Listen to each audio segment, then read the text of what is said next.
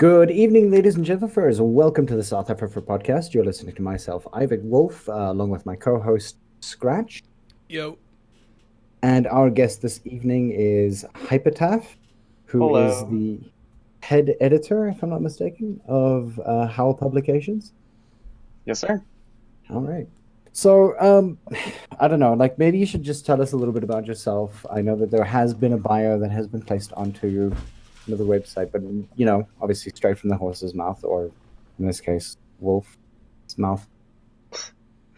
Okay. What exactly do you want me to know? Want to know, or do you want me to just like ramble? You can ramble for a while. We'll stop you if necessary. Excellent. I definitely am better at rambling. Well, I'm Hypetaph. I am the head editor for Thurston Howl Publications. That is actually a pretty recent development. I've been with the publishing house for a year now and started out just as an editor, working on books, working with authors, back and forthing with other members of the team. Mm-hmm. But as head editor, my job is not only just to do that, but oversee like the conglomerate of projects and make sure that everyone is meeting their deadlines, make sure that all authors are being reached out to, make sure that no manuscripts are kind of being left in like the gray zone where like someone thinks they responded, but they didn't. And then the author's kind of sitting there without like a response. So it's not hard work. It's just like a lot of making sure all the gears are going. Okay. So you're kind of the email sender and proofreader. Yes. Sometimes. Not so much proofreader. We have another person who's more in charge of proofreading. I just oversee all the individual editing projects and make sure that they're meeting their deadlines and whatnot. Okay, so you're the CC guy then. Yep, I'm the CC. And when things are going really bad, you're the BCC. Unfortunately. All right. Hopefully they never go that bad.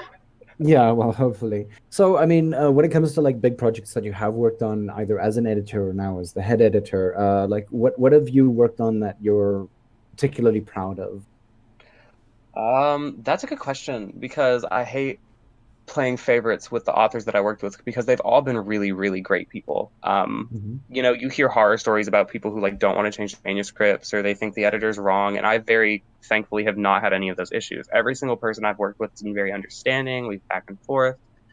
So when it comes to like being proud of any individual one over another, I can't really pin one. I can say that I worked on a manuscript very recently with an individual named Kyle. His book coming out hopefully later this year called The Silver Key. Is that Kyle of the gold variety? No, it is definitely not. It is a different Kyle. It is a less golden Kyle. No, his name is Kyle, and he wrote a book called The Silver Key, in which I guess my most proud aspect of that, and also I'm very thankful that he was so willing to do so, was initially it was a very male-centric book, and so we pulled some of the lesser cast female characters and put them more into a spotlight to get more of like a rounded cast. Okay. So when it comes to publications and things like that, obviously you're sort of, I don't know, I wouldn't necessarily say back end, but you get, what's the word? I'm assuming that you get like sort of advancing versions of edited text and everything like that so that you can just prove it. Or was that yeah. I mean, that's true of any editor. You get, the initial piece, and it's your job to go through and make sure that there are no temporal issues, there are no character inconsistencies, there is no like perceivable instances where, say, sexism or racism is like possibly trying to be excused for any other reason. So you get a very, very early version of the draft, and it's your job to go through and make sure there's nothing that would make it what's the word I'm looking for? Unsavory to a fault. Well, Right. yeah. How exactly unsavory to a fault, though? What would you consider to be unsavory? Okay, so for instance, that's a good question, actually. For instance, you have plenty of books on the market right now that may or may not use murder or rape or sexism or racism as particular character aspects. And as long as the author's initial usage of that is to then punish it later to show like, hey, this is not something that's okay, or to highlight it as a problem, that is what I would say as unsavory, but with like a point to it. unsavory with a finalized goal of showing to the reader like this is not something that is okay, as opposed to some books you may or may not get that the author may have included like a sex scene that in all ways ended up being something similar to rape and they didn't even realize. And so it's your job to go through and make sure the nuances are clear enough to not give that implication that this is something horrible that's happening and therefore not being punished. Okay. I mean, like, if one looks at, say, if I had to just make a quick comparison, like something like Dexter or anything like that, where it's almost like a retributional murder in essence. Would that be considered to be okay, or is that just is that like this the punishment of other people, but somehow somebody else gets away with it all the time? Unfortunately, I have not seen Dexter, so I'm not sure that's the best comparison. Okay. Where Go. When you do when you're editing stuff like that out, or at least pointing it out to the author, at what point do you think does sort of artistic integrity or artistic like license play into this? Because I mean, I know you can sort of, I don't want to call it censoring stuff, but it's definitely not that. It's just sort of shaping the book in such a way that it doesn't seem like overtly offensive. But if like, I'm pretty sure there are some authors out there who would use that to make some sort of point, despite like retribution not necessarily happening. Like, where do you draw the line between artistic integrity and, dare I say, like common decency or good taste? That's a tough question too, because I hate censorship. Like I would sooner leave. I would let the author keep it as long as it is then being punished or at least pointed out as not being a great thing. And I guess that's the main answer to that question is like you're allowed to write what you want, of course, but you also have to understand that there is a particular market that any sort of book will pick up, and if they see that this book has some sort of apologist attitude towards this really sensitive topic, they'll not only be less inclined to share it, you lose like a lot of marketing standpoint at that point. If someone's like, hey, I heard about this book, and someone else is talking about these horrible aspects to it. For instance, one of my co-editors, her name is Kate. She has recently been talking on her Twitter about this book that did a horrible job depicting autistic characters. Yeah, absolutely horrible. And I have not personally read the book, so I'm not going to go into incredible detail. But it sounds to me like the editor overseeing that book, assuming there was an editor, I don't know if it was self-published or not, but it sounds to me like they needed some sort of better editor or even a sensitivity reader to say, hey, this is okay to have. Like, of course, it's okay to have an autistic character in your novel, but you need to make sure that it's not painting them in like a demonizing way as an abnormality or something like that, which was her major critique. So to answer your question, like where does artistic integrity and the editorial eye kind of clash? It's not that it can't be included, but it's something that you don't want to point as your own personal worldview sometimes. So, I mean, would that mean that obviously that, like, you know, Howl Publications has, I guess, very, not necessarily strict, but guidelines in respect to what kind of material sort of passes, you know, final muster? To a degree. I mean, we openly advertise as a progressive publishing house. Okay. All right. So that makes a little more sense. Yeah. All right, cool. I'm question stated. Yeah, and I mean, obviously, sometimes you're gonna get your tea bags. I'm not sure if you're familiar with the term, the best and greatest story. I had not heard that. No. Not okay. That's actually the most amazing thing.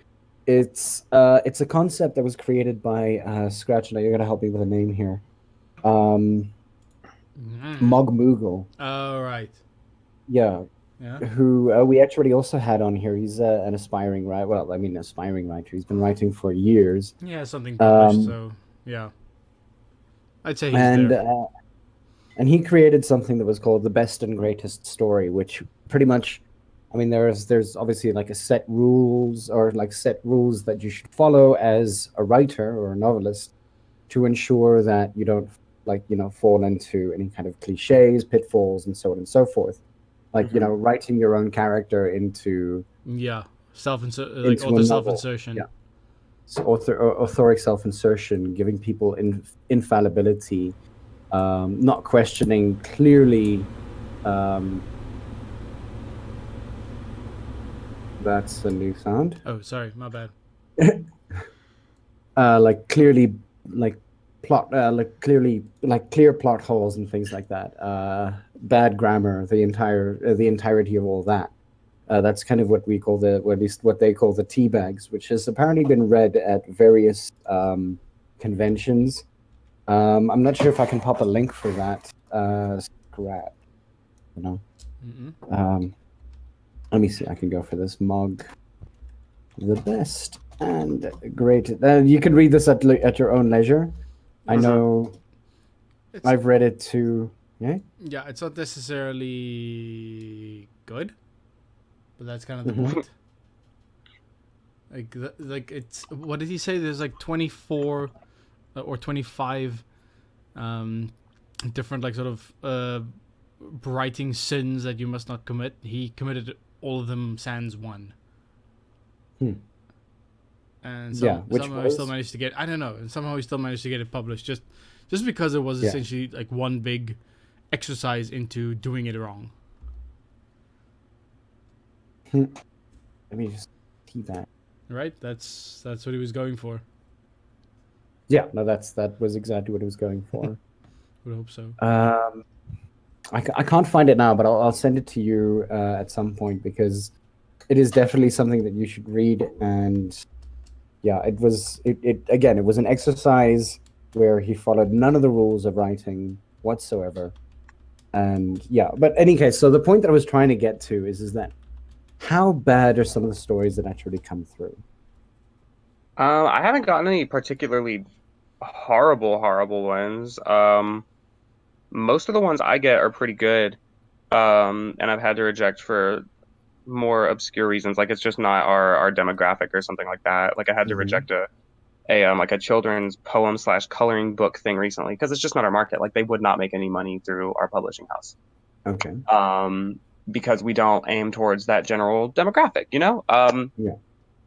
Beyond that, there was one book, the author's use of words was really, really good. The only issue was that it was, how do I phrase this?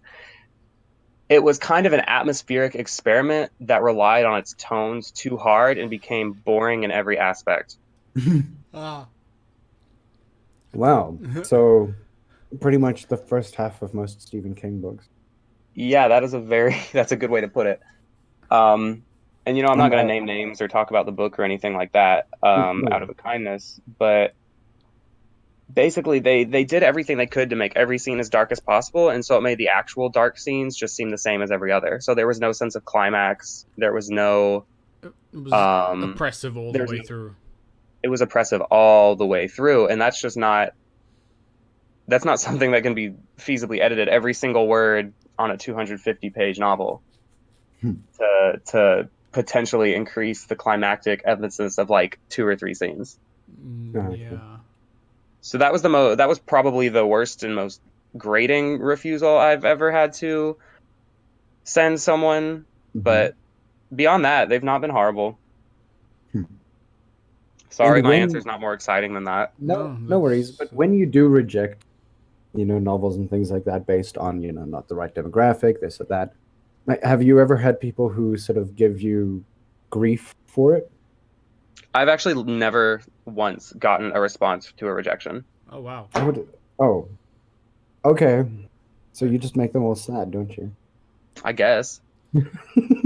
I don't know. What is I it don't to try to say? like tear their book apart in Mhm. the email. I'm not like, this is everything that was wrong with it. I just send them a very kind, like, hey, this is not something that we are looking into publication, and we wish you the best of luck in your further writing endeavors. Yeah, I mean, like, what is there to say from the writer's side? Just like, thank you and have a good day. If I'm pretty sure, like, if you're gonna respond to that, you're either just sort of being timid about it, like unnecessarily timid, or you're attacking someone. Or there is the third option, of asking why. You can say, I understand, but why, so I can improve it. Ah, Hmm. that's a fair point. Which I have never seen, but I would like to see. If we go back to 2009 when I like used role play boards, pro boards and all that stuff. Anytime I was in one of those elitist, like you had to apply sort of things, if I got rejected, I wanted to know why. Mm-mm. I wanted to know what about my writing needed to be better, or not necessarily better, but what I could strive to improve. Hmm. Excuse me. Okay. Yeah. I found this now. I'll send it through to you as soon as I find the stories. Maybe I need to log in. I Okay. have the link somewhere. Yeah. Oh, yeah. No, I'm slowly. There it is. There we go. Haha, found it. Congrats. Okay, I'm gonna send this to you, and yeah, I've read it aloud over, I don't know, over some coffee. People hated me for it. People actively left chat. What is yeah, this so- link? Oh no. Mm-mm. Again, this was an act. This was just, yeah. What happens if you give a smart-assed erotica author a list of things he shouldn't do? He does. God, no, I've seen this. Howl sent me. I hate this so much. uh, I think the worst part is that nothing, like, it's all one paragraph. Like, Yeah. screw the context. It's that it's all one solid, like, block of text. And then overly long sentences, and then Yes. The then a names, lot they're of all words. like two words just smashed together. There are some really nice ones here. This is Moonstar giving me an Pathhowler. aneurysm. Yeah, but yeah, obviously I can't necessarily show this on the site itself, or like onto fur.fm when it does go up. But obviously, those of you guys who are here, you'll know that this is a pre-recorded interview, and thank you again for coming. But I'm not ending this here. Why the hell am I saying that? But yes, so when it comes to, like, did you always want to be an editor? Like, That I always wanted to do something involving writing. Younger me, of course, wanted to be a writer, but it's not necessarily difficult, but it's not something you can make a living off of unless you're like really, really good or really, really lucky. Which is the sad reality of it. And so I ended up meeting Howl at our college campus through a mutual professor, and he introduced me to his publishing house. He actually wanted me to join his team sooner, but I told him I wasn't going to do that until I graduated because I didn't, want to overload myself. But 7 days having graduated, I became an editor, and I mean, it's fun. I meet really, really good people. I read really, really good stories, and it's just good to use my degree. So in short, kind of yes. Okay. And I mean, like, it must be, I don't know, like, I don't know, like, a lot of people kind of sit here, and I know that there's a large amount of, like, electronic engineers out there, normal engineers out there. Scratch, I'm looking at you. Yeah. People who have, I guess, higher paying passions, in essence. I think that's probably the best way to say it. That's a very kind way to put it. Yeah. Because I mean, and the thing is that, like, I mean, there isn't a lot of money in something like editing. It's, unless you're like, grading academic papers for the hell of it and doing that for students and things like that, you might be able to make a little bit of bank, but obviously, semester ends at some point. Like, do you ever feel as though you're not necessarily, living to the fullest, or not making the, like, right amounts of money that you should be making? Like, does that ever bother you? No, it doesn't. And it's because I kind of came into like any sort of English degree, let's be honest. Hmm. I'm an English major, so I can say this about myself. But most people like give the jokes that like English majors or liberal arts majors don't make like the most money. But that's never Hmm. like a huge problem to me. I never did it because I wanted money. I did it because I really, really like English. And as Hmm. an editor, I can do that alongside my other managerial job that is making me money and still like indulge in my passion that is writing and editing. Um, Okay. so to any writers out there or editors out there that are hearing me say this and kind of getting disheartened, I apologize. That wasn't my intention. Let me reiterate by saying that it is not something that cannot be done. And if it's something that you enjoy doing, then definitely go for it because I am and I have no regrets. So No Good. regrets. I actually really like that answer, particularly because we're kind of in the same field. It's hmm just, yeah, private institutes. well, Weird. the really cool thing about writing or Mhm. editing is it's like it's an in your own time sort of thing.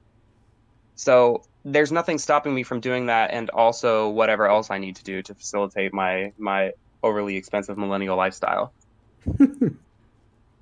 Speaking of that, one of the things that I do want to ask is that, like, when it comes to time management, are you good at managing your time? I know that I think it's a general concept that a lot of people in the liberal arts, obviously, what's the word? Artistic minded, so time and things like that don't necessarily matter as much. Have you ever found that you're not managing your time properly while doing editing projects? Sometimes I crunch the deadlines a little harder than I personally want to. Hmm. Um, Especially lately, but that's because it's been like I work in retail, and so it's been a very, very Okay. heavy past few weeks in the retail world, Yeah. um, especially when you're in management. So it's not 100% me. I'm not going to pretend like it's not me at all. Hmm. Some of it is I come home and I am very tired. But if I'm ever in a position where I'm behind on something that I need to be due, I will leave my phone at home and go to a coffee shop and just sit down for hours and work on whatever I need to do. On a scale, how many cups of coffee do you go through a day? A day? Oh no, I would say like a solid four. Okay. Um, Not and too that's probably bad. like a low number, like on a really, really, because like ever since I learned about Starbucks refill policy, y'all, I have been taking advantage of that. Um, but I would say on any average day, it's about four. I'll have one when I wake up, maybe two at work, and then I'll get home and have another one before I start working on other writing slash editing things. Hmm. Okay. Lucky you for having a Starbucks. Well, that and my apartment complex has a free coffee machine in the lobby, What? so they're very tired of seeing me. Free coffee? What? What is this world? I thought you guys lived in America. Like, seriously. Yeah, Yeah, Nothing's I do. free. yeah. Well, see, here's the problem. Usually, free coffee is not good coffee. Unfortunately, that's the reality of the situation. Well, I can vouch for that because I have to sit and drink Rick coffee all day when I'm at work. Yeah, no, I pay for my And coffee. Most yeah, people, our canteen is closed now, so yeah, I can't even pay for coffee. yeah. No, I pay. Yeah, either get my own instant coffee because I don't Mm-hmm. drink Nescafe, or I get some from downstairs because downstairs they make good coffee. Being in Cape Town, like I am spoiled for choice for Oh, good coffee. yeah, yeah. You're spoiled for choice on coffee, beer, and having a good time, but you're not spoiled for choice on water. Yeah. If Well, you, yeah, I don't know. Like, I mean, you're obviously in the east side of America. Like, have you ever been to the west side, like No, West Coast? No, you've I've only gone spent up your and down. okay. Well, okay, actually, it's not like so much the coast, but as far as like westward goes, I went to Hawaii once. Hmm. But How was that? I mean, I was really young. Both my parents were in the Navy, and so I was kind of a Navy brat. And I went to Hawaii, I went to Puerto Rico, I went to Florida. Um, so I mean, it was okay. It wasn't much different from any other beach when you're an 11-year-old boy. So Except if it's the beach that you are almost about to drown on. I I guess that's a very like dark yeah, comparison, but yeah, it's yes. dark as shit. Thank you. It's happened to me actually. Like Maybe we should stop talking so about beaches. yeah, random like segue. we were vacationing in, I think it was South Carolina, and I think it was Myrtle Beach. And I'd gone out to the waves for a while, and I got hit by a riptide while chatting to somebody. No, granted, I didn't drown. Fair enough. That was an over exaggeration. But the thing is that like next thing I know, I get out of the water and I don't recognize any part of where the hell I am. Oh, fun. And I realized that I'd been riptided pretty much while floating around about 500 meters down the beach. Oh, cool. Yeah. So here's little Ivic walking up to a what do you call it? Random Lifeguard. stranger? Okay. Yeah, lifeguard. I was semi-smart back then. Mm. Not to say all my choices were, but yeah. So went up to a lifeguard, said like, obviously crying like a little baby as I was, like going like, oh my goodness, I don't know where I stay, I don't know where I am. And he's like, which hotel are you at? And I was like, I'm over there, because I think I kind of remembered the name of the place, and then eventually they actually got me back to my parents. So yeah, and now I'm also afraid of beaches. Not beaches, but swimming in water at times. Any case, Great. yeah, this is the kind of shit that we get up to. So weird, like I don't know, weird story from your side when it came to editing. What was the I don't know, like what is the strangest interaction you've had in your work so far? When you say interaction, do you mean with Anything. editors? Do you mean with Editors, coworkers? The coworkers, piece? writers, pieces, anything. The Weirdest thing, strangest? the strangest, yeah. The weirdest thing is probably with people that I tell I am an editor, and they're like, "Oh, what do you edit?" And then most of the time it's like something furry, Mm-mm. and I have to then have that long drawn out conversation with them. Mm-hmm. No, I haven't had, like I said, everyone I've worked with has been really, really understanding and kind. I haven't had any particularly strange interactions with anyone. I'm probably one of the lucky editors to be able to say that. Mm-hmm. But everyone I've worked with has been really kind. My coworkers are delightful. The pieces I read are typically great, and if not, I don't continue to read them. Oh. So I don't know. I don't have a very interesting answer for that. Okay. Scratch? With regards to you mentioning you had to have the whole spiel with people about what the hell is a furry, what's the weirdest interaction you've had trying to espouse that information? Fucking CSI. Still that Yes. fucking show. Anytime I bring it up, like a solid 50% of the times, that's someone's frame of reference, and I just cringe. Ugh. That's like going up to Italian people and saying Jersey Shore is your reference. I wouldn't say it's so like, I don't know. I wouldn't make that comparison personally. Really? Are they? Yeah. Are they really just Italian though? Are they all Italian? Aren't they? Aren't some of them like Greek and Portuguese and whatnot? The guys, people from Jersey Shore. I thought they were all Yeah. like of Italian descent through the family or something. I don't know. But yeah, you know, it's just something like that. It's not necessarily the same, like exactly the same thing, but yeah, like that's the only thing that popped off my head immediately. Pet editing peeves.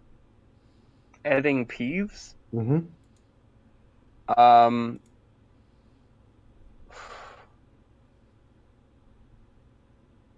That's a good one. You know, if I were editing a book, I could tell you right now. Like if I were actively editing one and saw it, I could point it out and say, "There's one of them." But off the top of my head, what bothers me? Okay, grammatical errors or anything like that. I mean, you know, that's a standard of any English graduate to get annoyed if they see a typo or something.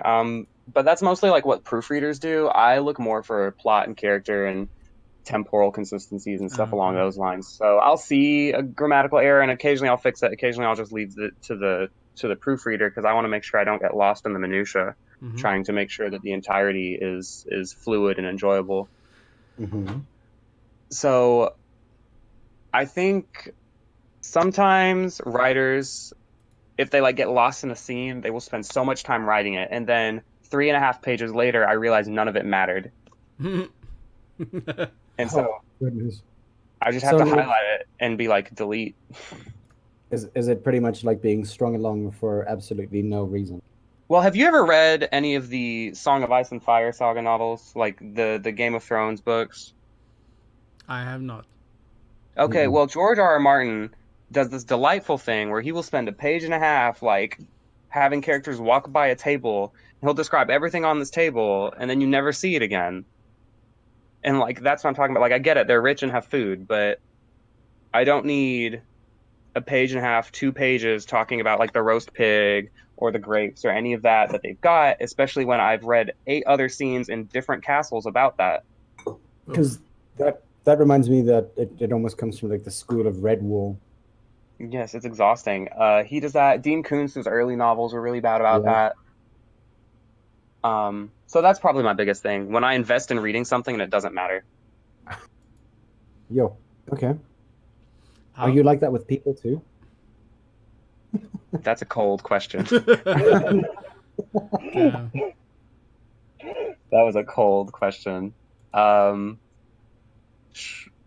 God, I guess yes. I don't know. Well, I mean, like the thing is that granted, I'd probably do the exact same thing. You know, you invest a large amount of like time and effort into, you know, understanding a person's backstory and then realizing, you know, they had it figured out all along. They were just telling you about it or something like that. You're gonna sit there going, but then why did you tell me? I guess it's different with people because I'm actively interacting with the story unfolding. Like they're telling me about it and I'm asking questions and I'm getting more information as I want it. Whereas with the book, I am literally like forced to the end of whatever scene. Ah, okay. So when it comes to, you know, writing for pleasure, obviously there are people like Stephen Fry, who pretty much comes out and says, you know what, if you're going to be flowery with your language, if you're going to, you know, just write for writing's sake and anything like that, would you ever publish a book that is just that, you know, writing for writing's sake, using words that may not necessarily be the best kind of comparisons or the best kinds of things, but just because it sounds nice, or, you know, verbing nouns and so on and so forth? Do you feel that's important for a writer to be able to do, or at least take Um, note of? if that was all the novel was, then probably not. Like if it was just flowery words with no plot. If of course it has a plot, I definitely am not going to tell an artist that they have to orchestrate their words in a certain way. I know some people are more, I guess, traditional in the sense of Mhm. how words should be organized, but I know I personally love abstract comparisons. I love gerunds used in text. I love Mhm. watching language be played with because Mhm. sometimes that makes them more relatable than being grammatically correct. Yeah. Because I mean, and again, like the Stephen Fry, I'm not necessarily sure whether it's his school of thought or not. I'm pretty sure it's some dead linguist. But um, the general sort of rule of thumb is that like we've actually stopped playing with language as a whole. I mean, we do business English, for instance, in like from the institute that I'm from, and at the beginning of like, you know, the 6 month course, I sit there and I go, well, okay, so here's what you need to know for the exam. I'll probably see you, you know, maybe 2 or 3 times this year or this semester. Uh, all of this is very, very self-explanatory. Go through the book, you're fine.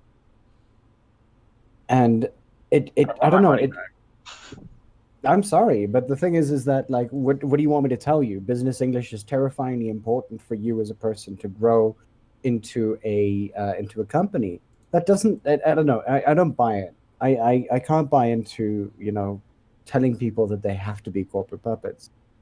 Um, so speaking of something like that, when it comes to say academic text, I'm not sure if you've, you know, freelanced for, you know, academic text or anything like that, or maybe while you were busy doing your major, had to, you know, work like that with a professor or anything like that. Did you ever do academic text? I didn't know. I never edited any. Okay. So it was just narrative that you've been editing. Yeah, narrative fiction, stuff like that. Mhm. Okay. Um, when people start using, I don't know, where does a plot begin to sort of break itself apart as a person reading from the outside? When does an author sort of like lose that kind of connection with what they're doing? Like, can you tell whether that's happening? Whether, say, the author got bored for about a week but continued writing anyway? I haven't encountered that with any that I have read, but I have made that exact same point about Lemony Snicket. If Mm-hmm. you've read any of the series of Unfortunate Events novels, I swear after the 10th book, he gave up and was just finishing it to finishing it. And so while I have not personally encountered that in any of the stuff that I have writing, I would like to argue that I can definitely see when it begins happening. Okay.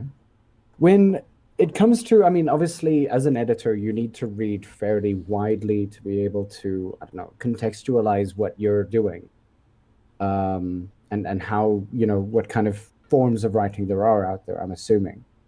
When it comes to like authors that you've encountered, like, famous authors that you've encountered as well, like, who is the most, in your opinion, the most perfect style of writing?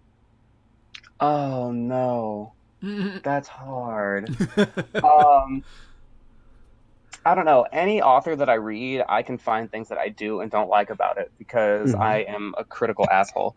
But if I had to choose who I liked the most, I'm looking at my bookshelf now in the hopes of being inspired. No, that one doesn't work either because I have problems with them. I don't know. I don't feel like there's a perfect writing because it's always filtered through the author's eyes. And so they may be writing things that they think are great that may be problematic later.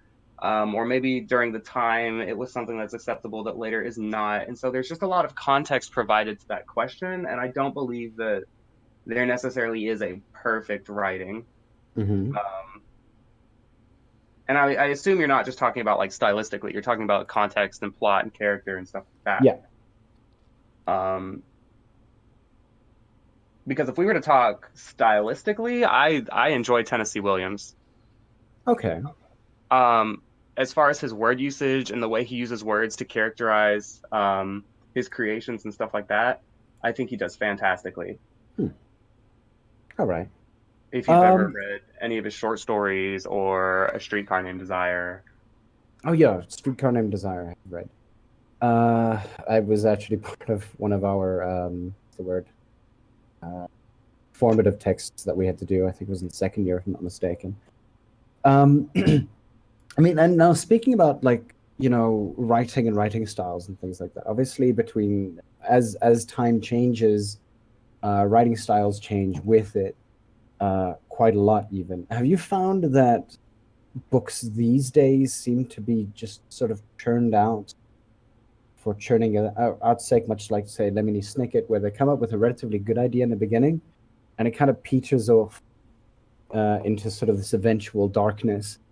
Have you found that with say writing that's especially become relatively famous? I mean, it's not to say that J.K. Rowling's style, for instance, is the most sought after style of writing. Granted, it is for children's books. But the thing is that, I don't know, sometimes it feels that J.K. Rowling didn't put as much effort as she could have into her book. Or somebody like the person who created Twilight or 50 Shades of Grey. God, those are all garbage. Exactly. But the thing is that like those are now, unfortunately, what the 2000s will be known for in respect to our literary greatness. And it's unfortunate. I mean, like, the thing is that there weren't as many writers back in the 1500s, I guess we could say, with Chaucer and with Shakespeare, for instance. I'm not sure if there were any other writers that were actually in any way notable from those years. I'm not sure if you'd be able to tell me. I didn't do, formative texts, so we were more interested in modern literature. Annie Proulx comes to mind, for instance. But have you found that writing just seems to have become more lazy now than it ever has before? I don't know. I feel like any era will have lazy authors and then really great Yeah, authors. that's Um, fair, but it's not every era where the lazy authors get lauded for what they've written. that is very true. But on that same vein, and let me tell you, Howell hates me for this opinion. Hmm. But I don't care much for Shakespeare because I felt like a lot of his plays are just like reiterations of myth. Uh-huh. Um, and so from the same perspective, he was a playwright trying to make money, and I get that he's very revered now, but contextually, I don't think he was that great. Chaucer was Um, better. and so it's very similar. It's kind of just it's just what the masses latch onto. Hmm. Um, God, this is a tough question too. I'm over y'all. um, Wow. And with that, okay, No, got come it. on, you missed answer. um, I'm not going to say I don't think it's lazy because the writers themselves are lazy. I want to say, and this sounds horrible, but basically just more people have access to writing.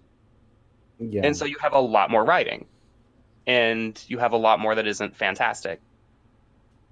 Hmm. it's just kind of sad that the not fantastic stuff filters to the top. Yeah. Yeah, and I don't have an explanation for that one. Yeah, I do, but I'm not gonna share that here. Okay. Oh, do go on. People are just becoming dumber. That's it. People are just overall getting dumber and dumber. I think that's your age calling. Is it? Scratch. I'm not even Yeah. 30 yet. It's your age calling. The thing is that obviously, if I you am look at, gonna be crotchety as shit when I grow up. I'm pretty sure that every 30-year-old thinks that through the generations of that. No, dude, I'm pretty sure like most of the 30-year-olds of nearly 30-year-olds that I know are just dreading becoming 30. I'm just like Hmm. dreading going into the next few decades, essentially, seeing what happens with the world. How old are you? Um, Hypetaph. Hypetaph?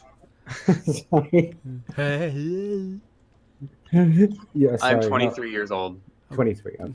Shut Yeah, up. maybe you don't have our problems yet. Um, What do we do? but yeah, Old so I people mean, problems now? hmm? What do we have? Old people problems now? Shut up. No, we have almost out of our 20s problems. So?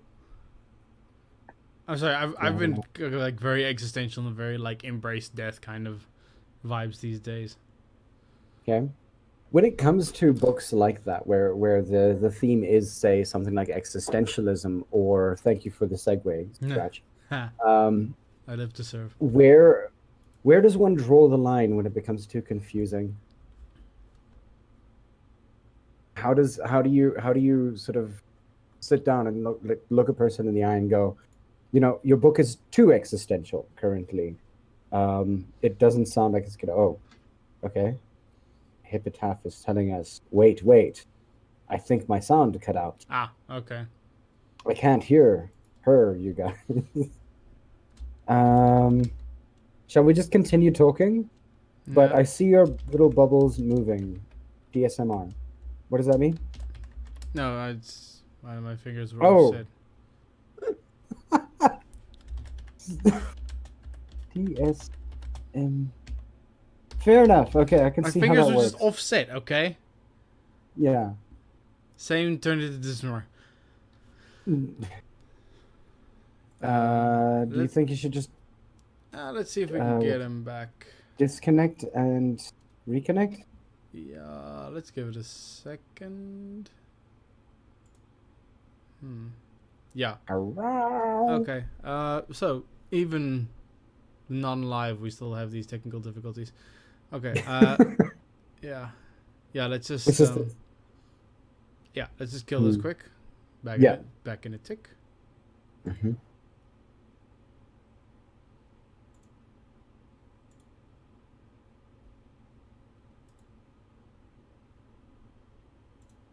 Ooh. Hola. Hola. Okay, so you can hear me now. Yes, we Yes. can. That was aggravating. A little bit. Yeah. Could you guys hear each other? Yes. Yeah. Okay, that's strange. Shit happens. Like we just Holy shit. somehow magnetize technical difficulties to our show. Scratch. What? Scratch. This is an amazing event. What's happening? For the first time, it wasn't our problem. Oh, yes, true. That's pretty nice. The fact that our Yeah. internet So didn't what cut did I through. miss in that bout of silence? Hey. We're on What about were we talking? existentialism. Yes. Oh, okay, so I didn't miss much. No. No.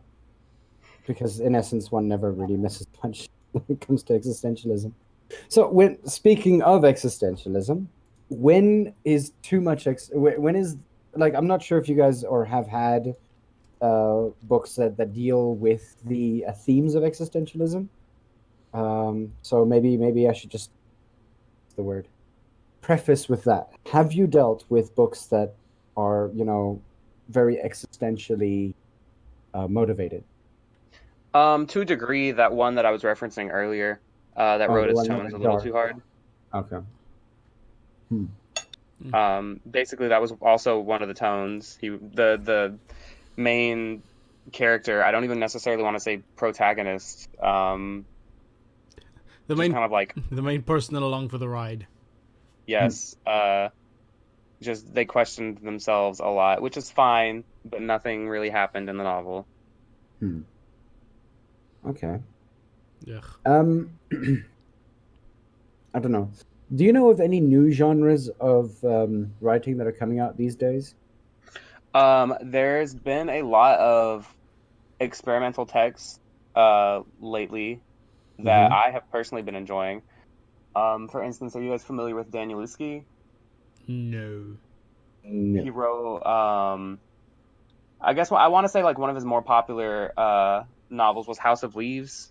Um, but he did some really cool experimental stuff. Um, Howell's actually currently writing a book that's really experimental. Then you have I forget the name of it, but it was basically the entire book takes place in an elevator. Just a lot of these really curious ways to go about a narrative, not just the typical, character does certain things. But for instance, Danielewski's novel House of Leaves is basically a collection of two, sometimes three stories kind of interwoven through different narrative techniques. So Mm-hmm. sometimes the story is being told through newspaper clippings, other time it's being told through the margins of the person reading a different story in it. Hmm. But it all conglomerates into one story at the end. And so I feel like especially lately, you've seen a an increase in these non-traditional styles of telling a story. A little bit of Cloud Atlasy almost. Kinda. Hmm. Okay. I haven't read the book, but it was a weird movie. And that's not to say those have never existed. So, for instance, you've got, As I Lay Dying by Faulkner, and that, uses temporal shifts. It uses unreliable narrators, which I'm not using unreliable narrators as an example because they're somewhat common. Mm-hmm. But I am saying that you are seeing an increase of new writing using these means to tell their story. Well, that's good. Okay. Yeah. And I mean, obviously, as far as I remember, I don't think Howell just publishes furry stuff. I think there is other things that he was also sort of focusing on, if I'm not mistaken. I Yeah. could be mistaking that with Jaffa. No, you're right. We do But more than just furry. mhm. What other stuff do you guys actually focus on? When you say focus on, Like, I mean, what other genres are there that you actually look into? Fantasy, oh yeah, I mean, realism. if it's a good book, we don't discriminate on genre. Like we've got a biography in our house actually. Hmm. We've got poetry collections, we've got short story collections, full length novels, beginnings to series. Granted, the majority of anything we have is fiction. But I'm not gonna say that we reject anything purely on its genre, with the exception of maybe like toddlers stuff, like that Yeah. that coloring book I was talking about earlier. And Yeah, fair enough. just the hardest core smut. Oh, I mean, I have not gotten any of that. I don't know if any's been accepted by other authors lately. I should hope not. If they did, it should have run by me first. It's like, God damn it, why do I always get the shitty jobs? But no, we have not. I mean, we've published, stuff with pornographic content. We've published a collection called Seven Deadly Sins, and we've got another one coming out called Inferno. And they kind of just relish in sin and explicitness and all that. But of course, it's prefaced with a warning to any prospective reader. As a bit of a content warning. But again, like even like hardcore violence or anything like that, as long as it's not painted positively. So you've got anyone who practices it being punished in some sense, or definitely not being rewarded for it. Okay. So I gotcha. when it came to editing something like Furries Among Us, what was the most difficult thing that you had to come across? I actually did not edit Furries Among Us. I had something published in that before I even worked for the house. Okay. No, what was that? Oh, I wrote the third article in it, talking about furries as like a developing folk group, because I feel like people kind of conglomerate like a lot of newer stuff explicitly as subculture, ignoring like some of the contextually specific aspects of it. Okay. If that makes sense. Yeah. Because most of the time when people talk about folk groups, they're talking about really, really old sects of people. And when I say old, I don't mean like they themselves. I just mean the culture. Yeah. And I'm also not trying to. I'm definitely not trying to be like, oh yeah, furries are the equivalent to like Native American tribes or anything. I'm striving definitely to avoid that. Some people would argue that. Some people may, but I'll let them. The spirit animal. I'll let them have that. Yeah. But I was basically just kind of I was using furries as a means to kind of blur the line between subculture and folklore as these two very different things, because I feel like there's a lot of overlap that people try to attribute to one over the other that isn't necessarily accurate all the time. So I mean, that was kind of a vague answer. I apologize. No worries. Beyond somebody like Fred Patton, for instance, have you've not sort of been privy to speaking to Fred Patton at all?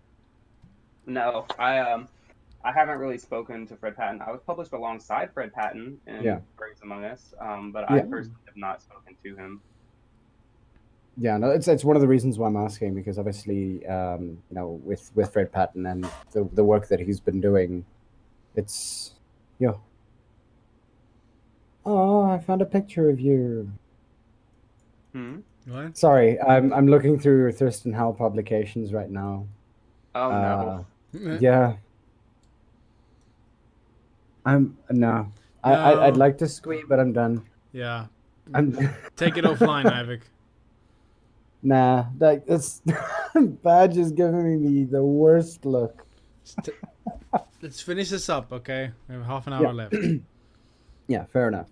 So, I mean, fellow publisher Weasel, what's it? You had an interview with Weasel Press.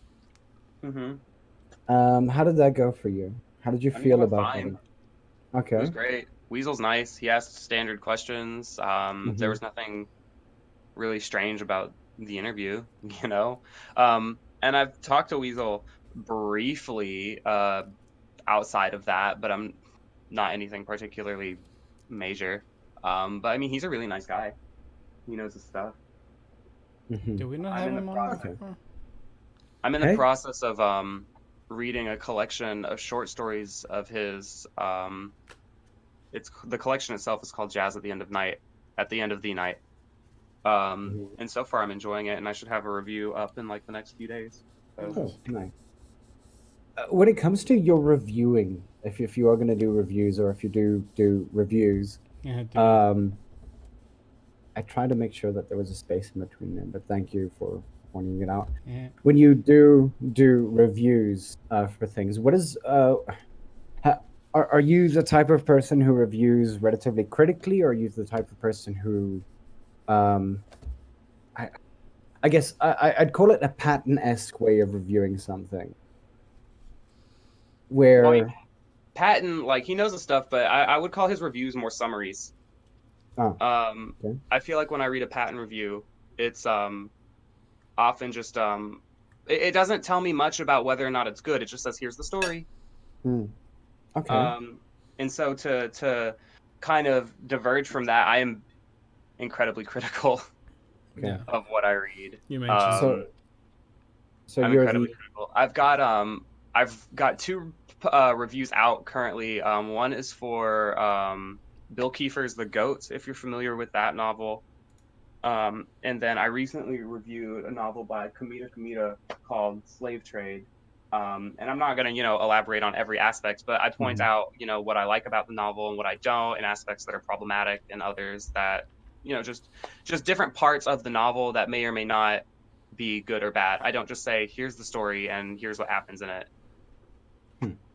Okay.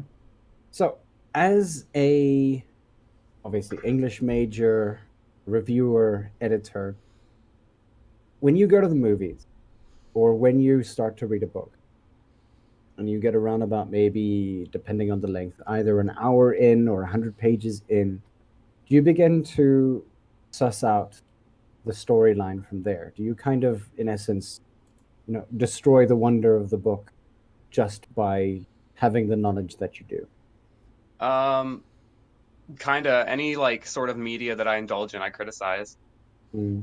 or analyze, I guess is a better way to put it in that context. But for instance, the other day, and by the other day, I mean like last night, I went and I saw The Murder on the Orient Express, having not read the Mhm. novel. I've actually not read the Okay. novel. this is the Um, remake of it.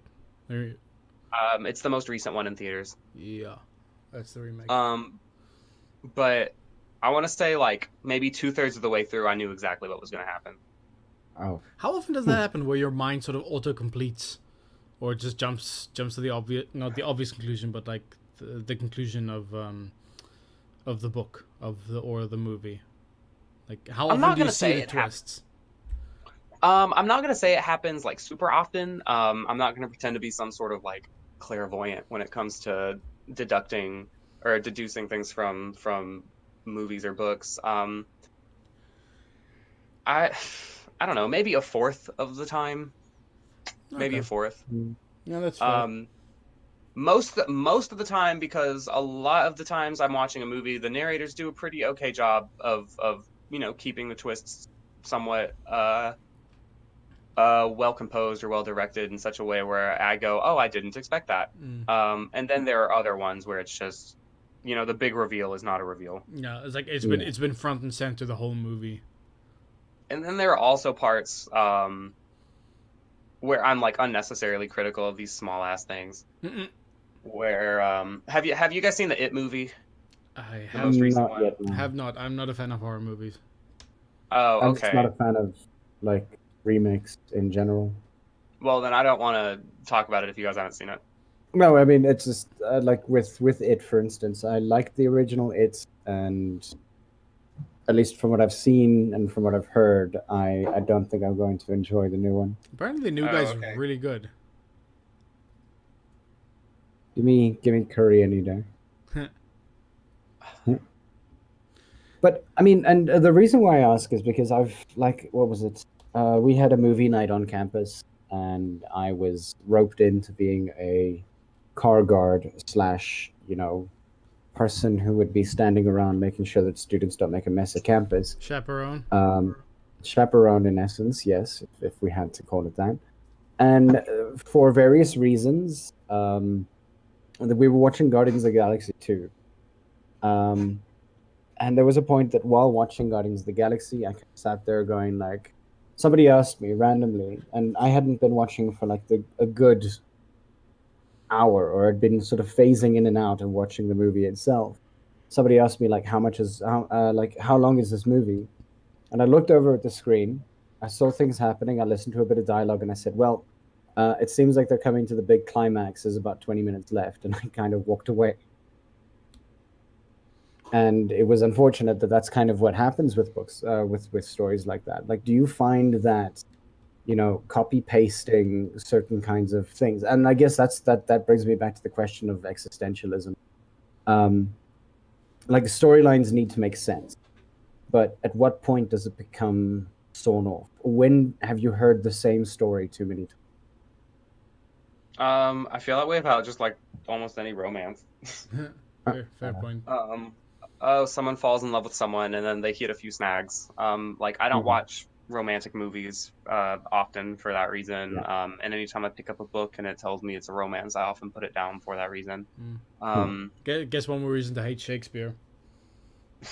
Not all of them are Yeah, romances. but Romeo and Juliet was sort of supposed to be like this like not really deconstruction, but like a commentary on the idea of like classical romantic love, and it just ended up being the biggest like example of it, more so than you pointing at it and laughing kind of thing. Okay.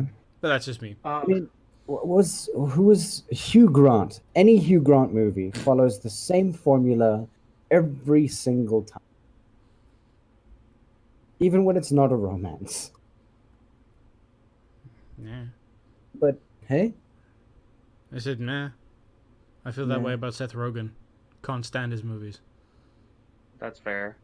I don't care for his humor. He has two character traits. It's being chubby and it's being high. That's it.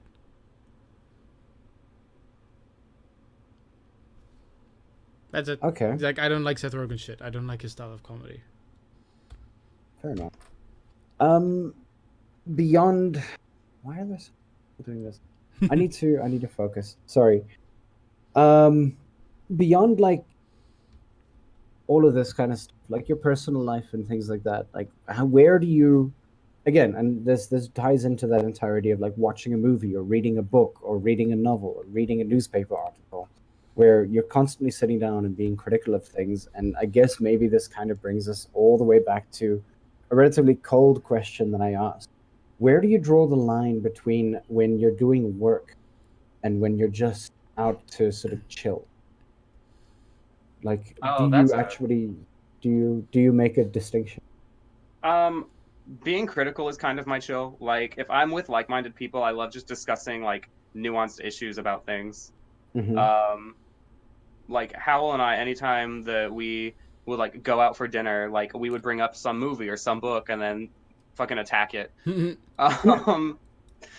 Like I don't know. I guess that's one of the reasons editing works for me, is because I really, really like dissecting text. Okay. So the only thing that really makes editing more work than like kind of just talking about it with a friend is that I don't get the second opinion to like back and forth with. You don't get paid Because for that's what makes talking about it fun with someone, is that you get to back and forth and explore new ideas, as opposed to just sitting down with this text that can't argue with you. Yeah, sure. And I mean, sorry, yeah, go. No, you finish your thought. No. I was just gonna say, like, I mean, you could always argue with the author, but I mean, to what end? Yeah, I was sort of wondering with regards. I mean, most of the stuff I'm assuming that that you edit is fiction to a large degree. Yes. At what, how do you strike a balance between sort of the suspension of disbelief and being nitpicky? What do you mean? Like it's sort of we were talking about like watching some I don't know, we were talking about movies, and then for some reason Pacific Rim stuck in my head. I know it's not like the best movie ever, but I enjoyed the hell out of it. But I mean, you suspend disbelief knowing that there are these enormous monsters roaming around the world, and people in mechs built by countries are fighting them fisticuffs style. Yet there was this one part in the movie where they mentioned that the one like the main Jaeger couldn't be knocked out with EMP because it was analog and not digital. I nearly bit my fucking tongue in half. As someone who understands electronics, I'm like, that's not how that works. And, do you ever get moments like that where it's like you're so like not really engrossed in the story, but like you've bought all there is to sell, but there's this one thing that just yanks you out of the story completely? Yeah, that happens. most of the time, if that happens, I back and forth with the author, and I'm literally just like, why though? Like I need I need an explanation. And then depending upon the validity of that explanation as opposed to alternatives, we'll go from there. Um, but no, I know exactly what you're talking about. Um, I'm trying to think of a really good example lately. Movies, books, whatever might. Returning back to Guardians of the Galaxy, Mm-hmm. there's this scene near the end where, the antagonist says something to Quill, despite having almost like completed his goal. Like he had almost done exactly. You have both seen Guardians of the Galaxy, right? Yeah. Okay. So spoiler alert for anyone listening. If you haven't watched it, shut off for like the next 30 seconds or so. This is Guardians of the Galaxy 1, yeah? Oh no, 2, Okay. the second one. Okay, fair.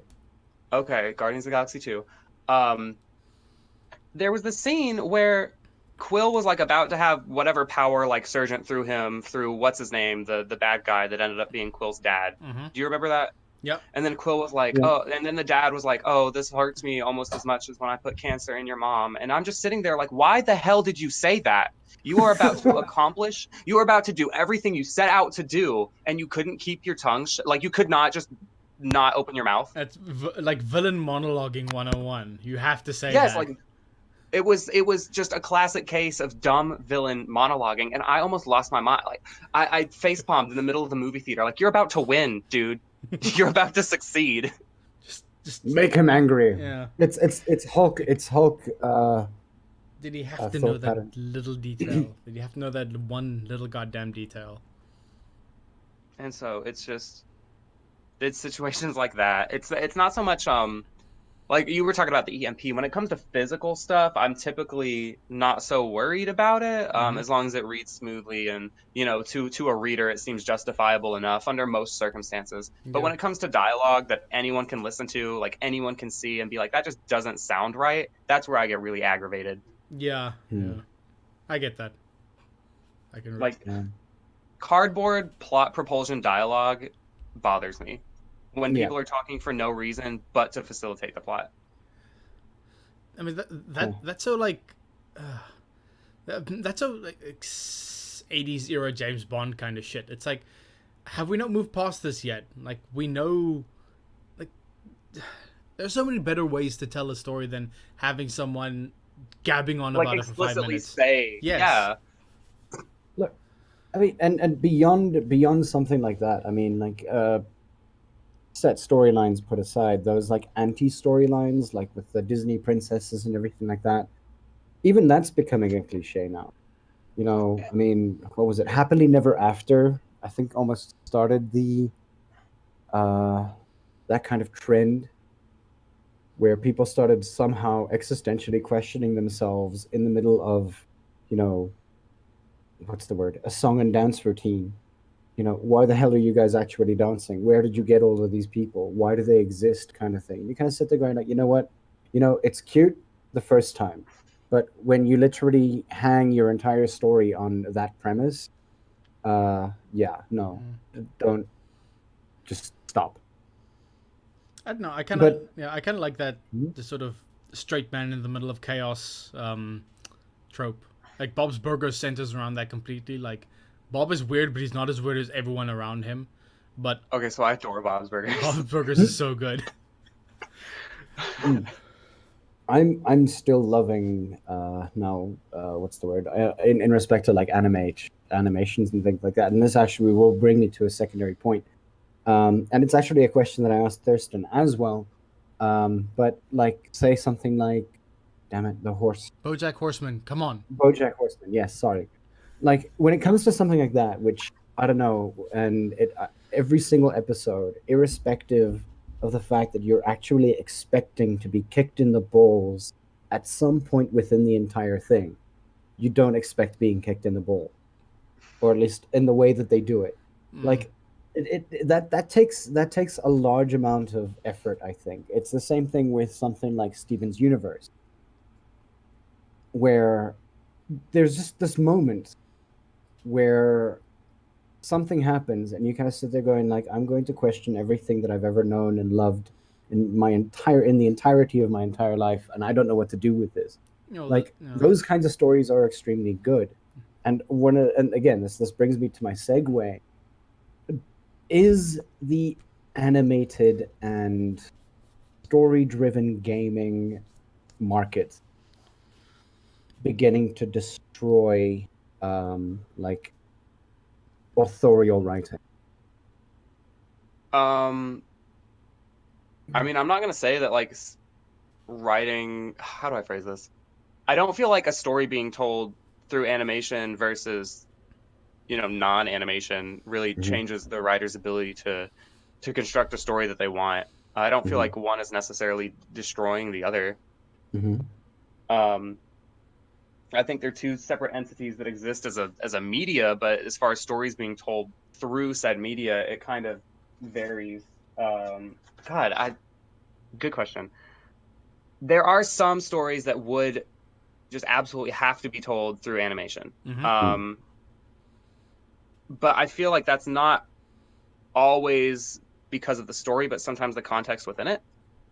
Which sounds really, really dumb, but let me elaborate. There's the show out. It's fucking stupid. It's called Big Mouth on Netflix. Have you heard about that? I know of it. I haven't seen a single episode. Okay, well, there's this scene. It's like this animated vagina. But it is a child's, and so that would literally be pornography were it not animated. If that makes sense. Yeah.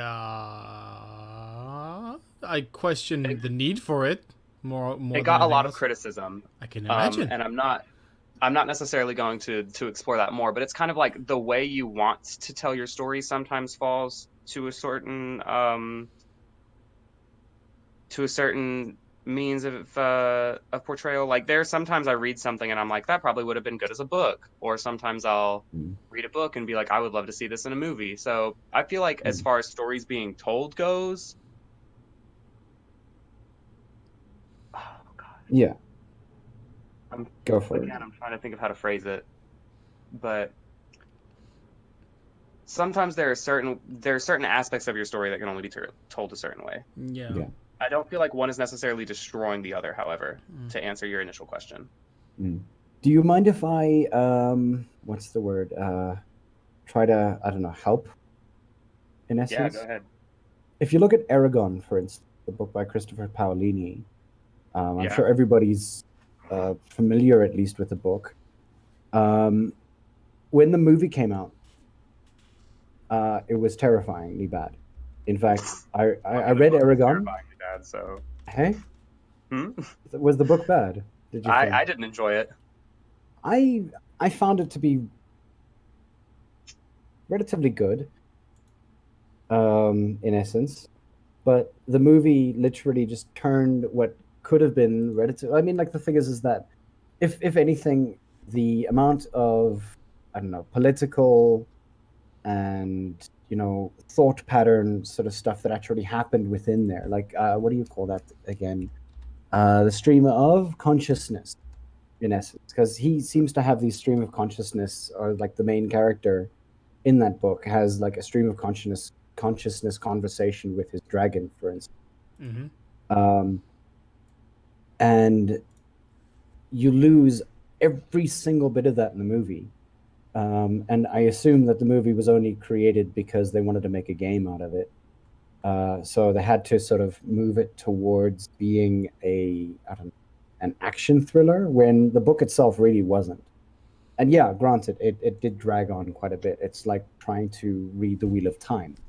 There are a lot of people who will say that The Wheel of Time is really, really good. I just don't think that it deserves 13 novels of like extreme length and hard copiedness.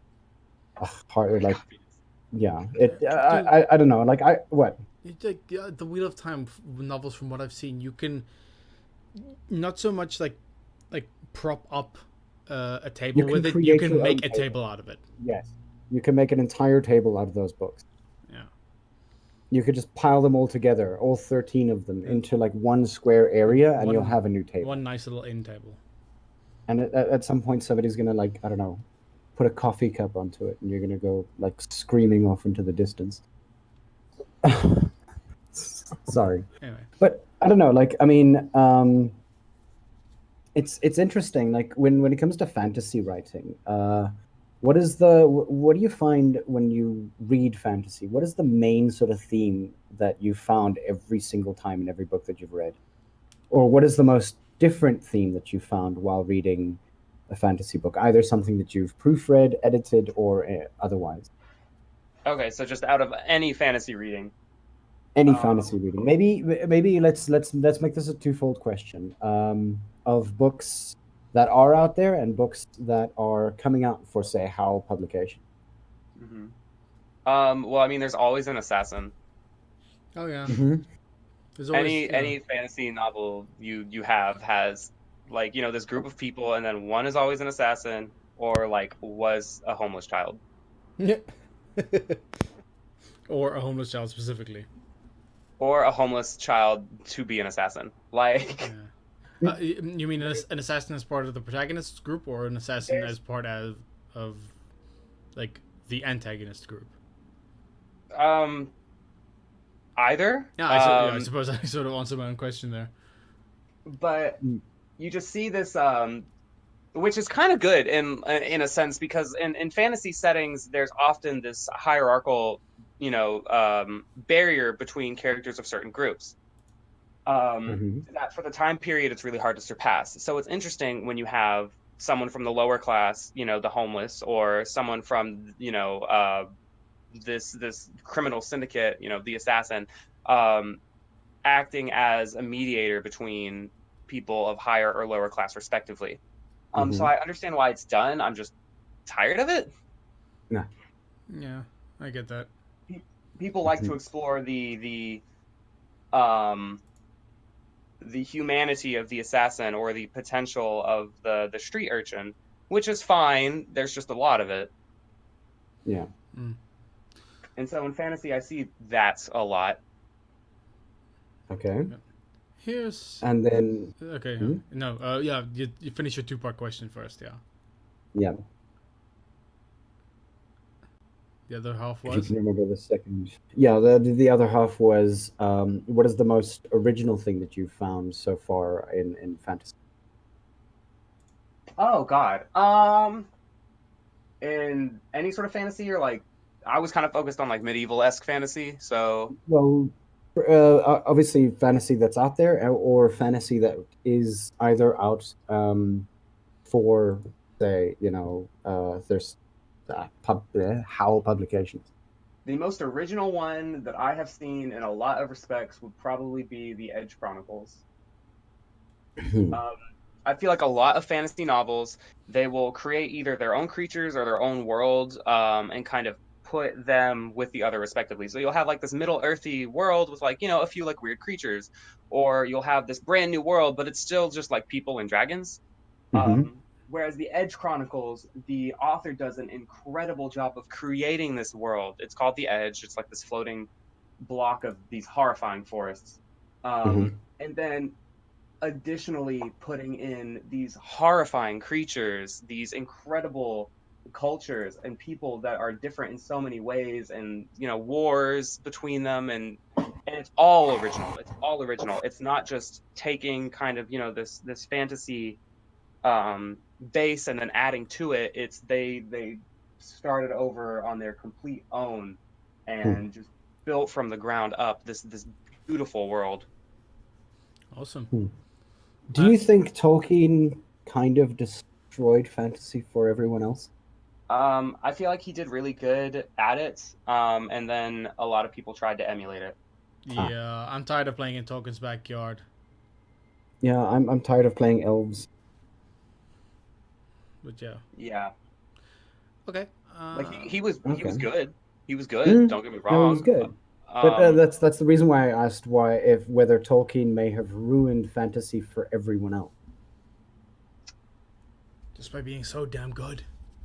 I don't know. I don't want to put it on Tolkien. I feel like it falls more on the people that try Came to after. recreate him. Yeah. The whole. Yeah, I've got existentialism. The other one Like, is... you being good at something is not it doesn't make it your fault that someone else isn't. Yeah, that's true. Very true. So, are you going to get back into writing? Obviously, like you've mentioned that Thurston's busy writing a book now. So are you going to follow in the footsteps in essence? I've Or got I've got a few short stories out there, and I've actually got one recently that got published and another one to be published. So I've been writing like a lot of shorts, but as far as full-length novels go, I'm not sure yet. Mhm. Go. Just like a off-topic question. What is the adaptation that in your eyes has seen the biggest like dip in quality from a book to movie? Like what? Yeah. Yeah. Good. Coraline. Oh Coraline. yes. Really? Agreed. Uh-huh. And honestly, Coraline opened up a very interesting dialogue between me and a few friends about Tim Burton's decisions when it comes to narrating. Um, but yeah, Coraline. The book was great and creepy, and while the movie itself like was kind of creepy, it was more childish than not. And then they just inserted Weibly for anyone. Again, spoilers for anyone who has not read or watched Coraline. Um, but Weibly didn't exist in the book. Huh? The boy. Yes, he did. He was not in the book. Huh. Wow.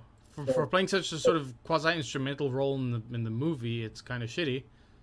Yeah, which is what opened up a lot of dialogue about Tim Burton. I realized is that he sucks at writing female characters into his movies. He really does. Huh. Coraline was all about this girl, like, one, discovering the importance of family, and then two, doing it by herself. She was a self-sufficient, autonomous female character, and I really respect, like, I'm personally agender, but I'm cis-performing, so I accept that people like identify me as male. So I could not necessarily relate to Coraline, but I could sit down and appreciate that I saw this female protagonist succeeding. Mm. And then the movie adaptation has Coraline literally saved by a man. Mm-hmm. Mm. And I was so annoyed. I was so annoyed. Ugh. Why is that so difficult to do for some people? Yeah, it's because it comes from a male-dominated background. That's pretty much that's the long and short of it. And I don't know, like, and you speak about Tim Burton. Do you think that he did the exact same thing with his rendition of Alice in Wonderland? Yes, he did. Alice was so Because the Alice counter, was so insignificant in She was. his rendition of Alice in Wonderland. She just kind of like followed other people doing things. She rarely was the active thing. And I get that, the original novel was just a lot of her wandering, but it wasn't also prefaced with the idea that she was going to be a savior. It was just an exploration. As opposed to this one where it's like, Alice, save us, and then she's not actually doing anything until the very end where she like cuts off the Jabberwocky's neck. But everything up to that point was other characters doing stuff around her. Yeah. And it's weird though, because and I say weird because in I think it was about 2 years back, our literature class was talking about feminism in books. And we were using Tim Burton's Alice in Wonderland as a good example of females taking initiative in this day and age's storyline. Exactly. And the thing is that there is a large amount of research that's been done on this, and that says that. In essence, it's almost like, I encourage my students, especially for third years, because they've got to do a long academic piece on, either feminism, existentialism, blah, blah, blah, blah, blah. But when they say that they're interested in feminism, I tell them to go, well, cool, compare 50 Shades of Grey with any other classic novel that actually has women doing the right thing, not being, pandered in essence. And some students have actually spoken about the fact that, and it takes one hell of a turn to do that, but some students have actually gone as far as to say that 50 Shades of Grey actually shows a woman gaining strength through the, I think it was a trilogy of novels. Bye. Oh. I'm just saying that, like, students and people are able to do this. People have opined in this way and with academic vigor. Um, so I don't know. Like, I mean, I agree with you completely that Alice in Wonderland has done nothing for, the feminist movement whatsoever. Um, and Tim Burton, honestly, like you said, really doesn't do female characters that well. But then again, if you have so much, fame, you could actually get somebody to help, right? No? I'm obviously working on like this assumption that writers all at some point sit together in a big room and go, I have this idea, but that probably doesn't work, does it? I wouldn't know. Yeah. I don't write movies. I'm gonna, well, I mean, not even just movies, like writers, like authors, like coming together and just, I would love to do that. I would love to sit down in a room full of authors and everybody sort of like decides, much like snakes on a plane, we get together, we get drunk, and we're going to come up with a storyline and we're going to write it and it's going to be awesome. Is it really like, did that movie really need to be made? Cult classic. Come on. Which one? Alice in Wonderland? Snakes on a Plane. Snakes on a Plane. Oh, I've actually never seen it, so. Don't watch it. Yeah, you say cult classic, then you're like, no. Well, I mean, it's also like trying to watch, episode 1.5 of, or sorry, 4.5 of Star Wars, the holiday special. Which I also haven't seen. Then again, 40 minutes. I had no stake in the Star Wars franchise, so yeah. Yeah, no, it's okay. But the thing is that for those of you who have watched it, yeah, don't do it again. Because the thing is that let me put it to you like this. I think 5 minutes of that movie is dedicated to what's the word? Not Ewoks. How can I forget? Chewbacca's race? Chewbacca, yes. Wookiees. Yeah. Yeah. It's dedicated to Wookiees actively singing. Like in Wookiee or whatever. Yeah, that sounds like a nightmare. Yeah. And at some point there's a suicide like even what's the word? JonTron did an amazing series on Star Wars that you guys should probably watch at some point, where he reviews the holiday special. He puts it very, very plainly that it's a terrifyingly bad movie. I don't think I've seen that one. I probably need to go back and watch that. You have to watch it. It's pretty cool.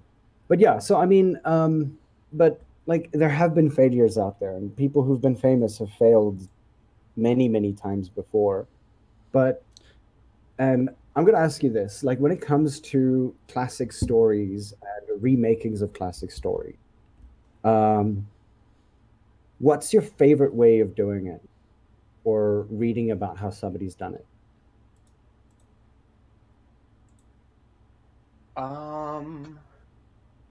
Ooh, that's my favorite way of doing it. I don't know. I can't really name like very recently any remakes that I've really indulged in. Mm-hmm. Aside from Murder on the Orient Express, which you mentioned a while ago, but you haven't seen the old one. Yeah, but I didn't see I have not watched the initial adaptation nor read the book, so. Yeah. True. You only have one point of context. Let's see. Oh God, what is that Shakespeare play? Oh no. Romeo and Juliet? No, it's like Hamlet? It's got an island. Oh, the one with Caliban. I think so. Yes.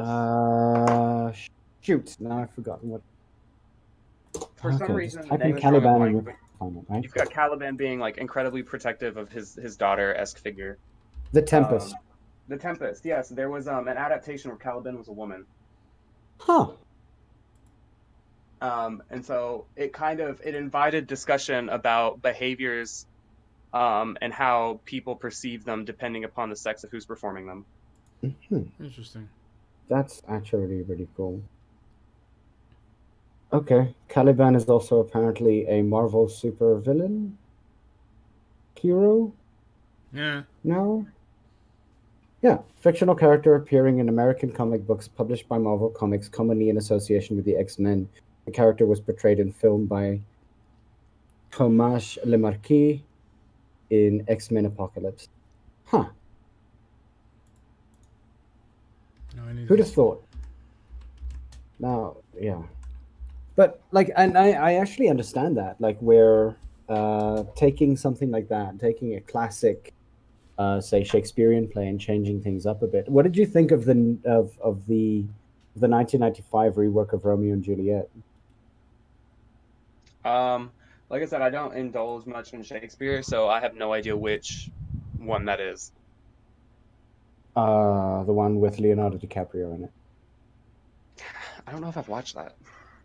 Oh Be less weird about that, please. no, no! What weird? No, that was just me going like, okay. That noise you just did.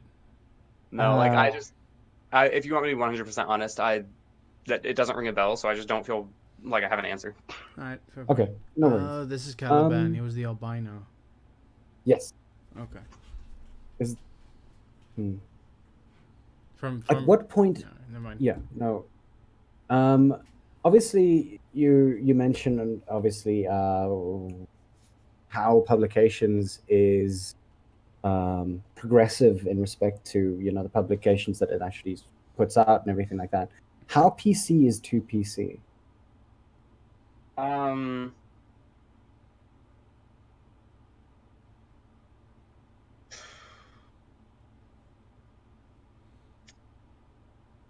I'm not sure I have an answer for that question. Mainly because it varies on the implementation as well as the point being made of it. Okay. So, what I'm going to try to parse this. So, if something is blatantly politically correct,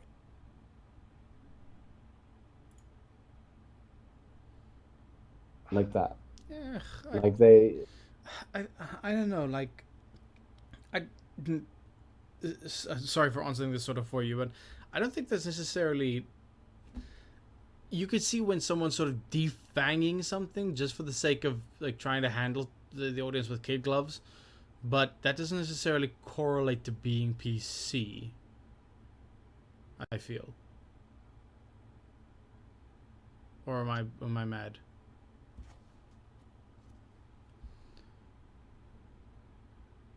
do we still have him? You Are you have still me. there? Okay. Is it's a difficult question. I'm just realizing sort of like the depth that one has to go into if you have to answer that question. I don't know. I mean, to say 2PC, I don't think that there is a way to be like too considerate of other people. Yeah, I can understand Yeah. that. I guess Like, maybe contextualize PC as the way that you understand it. um, well, obviously it's short for politically correct. Anytime you hear someone say something is like, especially in a modern text, anytime like you hear someone say, "Oh, that's 2PC," it's just because like they're being called out for being racist, or Mm. they're having an opinion criticized. And I feel like the way that the idea of being PC is being approached is people are acting like it's some form of censorship when it's like just be considerate of other humans. Mm. And so I don't know. I've never personally encountered a situation where I thought something was too PC. Mm. That's a Okay. good point. That's a fair point. Like I know that I'm sort of, I don't know, pushing on awkward buttons. Um, I I think, guess yeah, because I no think go. I think on that bombshell, like it is about No, time. I do have one last question. Up and coming books that you feel are going to possibly perform at the what's it? The two Furry Book Awards. The Ursa Majors and what was the other one? The Furry Writers Guild's award. Coyote? Yeah, Coyote Award. Like, do I have any ideas about which one will succeed? Yeah. Do you are there any ones that you feel particularly good about currently? Like have a good Um, feeling I for them? I haven't read many like current furry books. I've read like a lot of Mhm. old Kyle Gold and like a few here and there. But as far as like current ones go out, I've just been too busy to read any of the more modern stuff. Fair So enough. I don't have many opinions. Hmm. Any new publications coming from Howl particularly? We like from Howl or from the house? The house. Um, are you asking specifically about furry or no? Furry or no? When it comes to furry, no. I don't. I haven't read any of the ones that my coworkers are editing, obviously, so I don't know if any of those hold potential or not through their Mhm. eyes. But as far as ones that I have read recently, um, someone whose book I edited, Mark Engels, he wrote about werecats, and it was really, Ah, really good. we actually Um, had Mark Engels oh, did on. you? Yes. Um, I don't know if his book has been nominated, but it's definitely furry and it's definitely good. Um, and as far as any other books go, again, I read this book um, by a gentleman named Kyle. It's called The Silver Key. It's not yet Mhm. out, but what it does is it has this really fun exploration into. Okay, I know I was just talking about this earlier, but it's a medieval Mhm. book, and one of the protagonists is an assassin. Like, hello. Mhm. Um, but he adopts, for lack of a better term, this small boy, and you really something that I am excited to see is you get this exploration of like platonic masculine affection through these two characters, which is Interesting. often something that is not either not explored or demonized in a lot of ways. So Hmm. I'm glad to see a book where like two men can explore emotions with one another without it being a relationship, which if like don't get me wrong, I love homosexual relationships, that's fine. But But you I'm don't glad have to to see a utter the words novel. "no homo." Yes, but Yeah. you don't have to utter no homo. It's like it's there and it's a thing and they're both aware and they're exploring it in a healthy way. Mhm. That's good. More people need shit like that. Toxic Ah, masculinity can go fuck itself. Agreed.